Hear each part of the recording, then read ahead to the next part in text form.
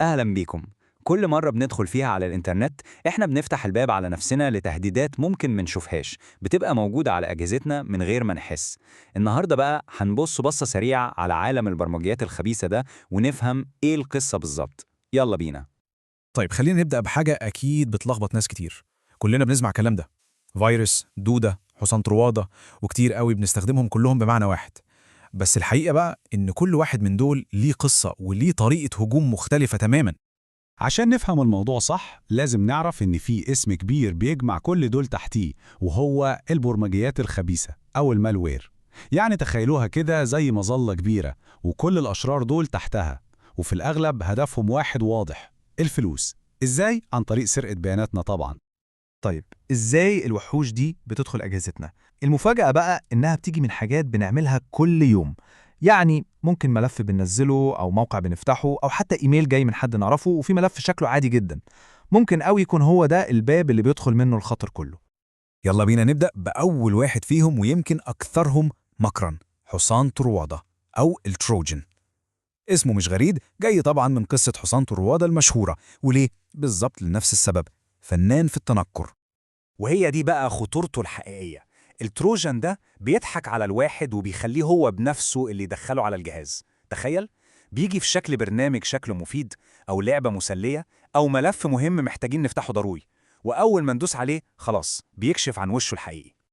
أول ما يدخل بيبدأ الشغل بتاعه على طول. ممكن يسرق بيانات مهمة، أو وده الأخطر، يدي للمخترقين كنترول كامل على الجهاز، وبكده يقدروا ياخدوا أي حاجة هم عايزينها: بيانات بنكية، معلومات شخصية، أي حاجة. فالخلاصة هنا إنه كله قائم على الخداع.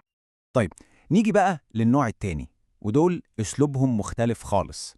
هنا الموضوع مش مجرد إنه يستخبى ويدخل، لأ، ده بعد ما بيدخل يا إما بيسيطر على الجهاز كله يا إما بيتجسس في صمت. أول واحد فيهم هو برامج الفدية أو الرانسوموير. عايزين نتخيل الموقف ده عامل بالظبط زي الخاطف، بس بدل ما يخطف بني آدم بيخطف الداتا والملفات بتاعتنا، بياخدها رهينة. يعني فجأة كده الواحد يلاقي شاشة الكمبيوتر بتاعته مقفولة ورسالة تهديد في وشه. كل الملفات المهمة بتكون اتشفرت، يعني اتقفلت بقفل. والمهاجم بيطلب فدية، وغالبا بتبقى بالعملات الرقمية عشان التتبع صعب، وفي المقابل يرجع الملفات تاني. فزي ما احنا شايفين، هجوم صريح ومباشر جدا. أما النوع التاني في العصابة دي فهو برامج التجسس أو السباي وير. وده بقى على العكس بتاع الفدية اللي بيعمل دوشة، ده بيشتغل في هدوء وسرية تامة. شغلته كلها إنه يستخبى ويراقب كل حركة. البرامج دي بتتسلل للجهاز وتفضل تجمع معلومات عن كل حاجة بنعملها من غير ما ناخد بالنا خالص. بتسجل كل دوس على الكيبورد، يعني الباسوردات، أرقام الكريدت كاردز، كل حاجة.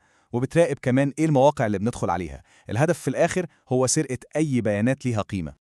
ونوصل دلوقتي لآخر مجموعة، ويمكن دي أشهر اتنين سمعنا عنهم: الفيروسات والديدان.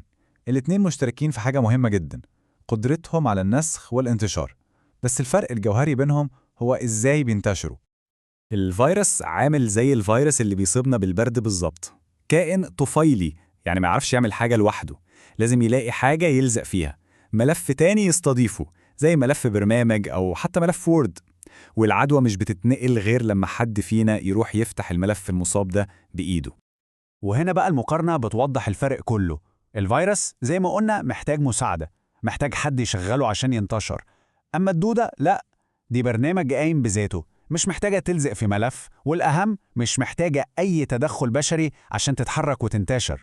الدودة دي ذكية، بتدور على أي نقطة ضعف أو ثغرة أمنية في الشبكة أو في أي نظام تشغيل مش متحدث، وعن طريق الثغرة دي بتنسح نفسها وتنتقل من جهاز للتاني لوحدها بشكل أوتوماتيكي. وطبعا انتشارها السريع ده ممكن يعمل كوارث، زي إنه يبطئ شبكات إنترنت كاملة لشركات ودول.